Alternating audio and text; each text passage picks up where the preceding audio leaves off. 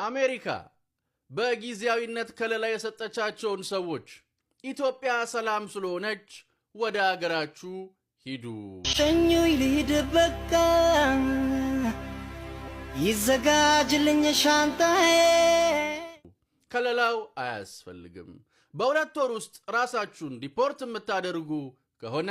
የትኬት ወጪ እኔ እችላለሁ $1,000 ለጃችሁ ሰጣለሁ ብለዋል አሜሪካ ቁጭ ብለህ ስታባላ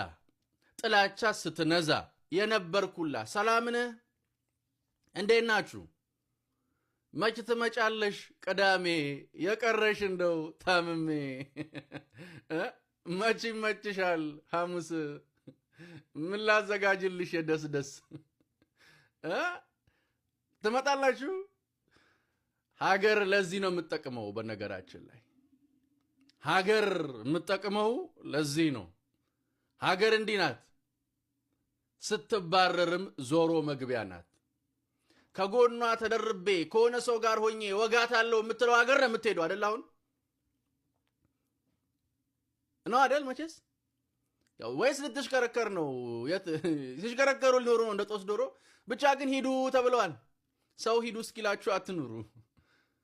አንዳንድ ሰዎች ከራማቸው ነግሯቸው ነው መሰለኝ እንትን ብለዋል ቀደም ብለው አሁን ምን ይሻላል እንዴት ይሻላል ማለት እንዴት ነው የሚሻለው ነው ደስ ያለኝ ግን ኢትዮጵያ ሰላም ናት ነገሮች ተረጋግተዋል መባሉ ነው እኔ ብትባረሩ ባትባረሩ ምንም ጉዳያችን እኔ ጉዳይ አይደላችሁም ምንም አይመስለኝም እኔ ብትባረሩም ባትባረሩም እኔ ምንም አይመስለኝም ደስ የሚለው ፓርት ምንድነው ኢትዮጵያ ሰላም ናት ኢትዮጵያ ሰላም አይደለችም ምርጫ ልወዳደርም ስትሉ የነበራችሁ ሰዎች እንዴት ናችሁ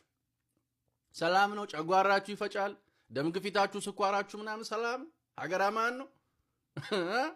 ያው ኢትዮጵያ ሰላም ናት አይደለም እዛው እንትኑ ቅርና ከዛ ያሉትም ተመለሱ እየተባሉ ነው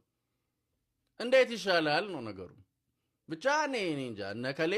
እኔ ስም አልጠራሁም ከሌ አላልኩም ሀገር ለዚህም ተጠቅማለች ለማንኛውም በሁለት ወር ውስጥ ከመጣችሁ $1,000 አበላለሁ ተብሏል አበልን ይዘ ሻንጣን ሸክፈ በሰማዩ ጢያራ ወደ ኢትዮጵያ ያው ካልሆነ ደግሞ እንዲቹ ምን ማድረግ ይቻላል እንግዲህ ምን አታምጣ ስለው አምጥቶ ቆልለው ማለት ይሄ ነው እንግዲህ ከምንም ጋርም እየታከክ ኢትዮጵያ ላይ እንትን ለወረቀት ብቻ ኢትዮጵያ ላይ ማአት ስጠራ የነበርክ ሰው ኮንክ ምንም ማድረግ አይቻልም እንግዲህ ሸኙኝ ልሂድ በቃ ይዘጋጅልኝ ሻንጣዬ ያልክ ጉዞህን መቀጠል ነው እና እኛ ደስ ያለን ኢትዮጵያ ሰላም ናት መባሉ ነው ኢትዮጵያ ሰላም ናት እኛም ያስደሰተንም የሚያረካንም ውስጣችንን ሰላም የሚሰጠውም እንዲህ ኢትዮጵያ ሰላም ናት የተረጋጋ ሁኔታ አላት ሚል ነገር ሲሰማ ደስ የሚል ነው ስለ ኢትዮጵያ እንዲህ አይነት ነገር ስትሰማ የሚያም ከሆነ ጤናህን ታየውና በጣም እንትን የሚል ዜና ነው እንግዲህ እንደዚያው ነው ማለት አይቻልም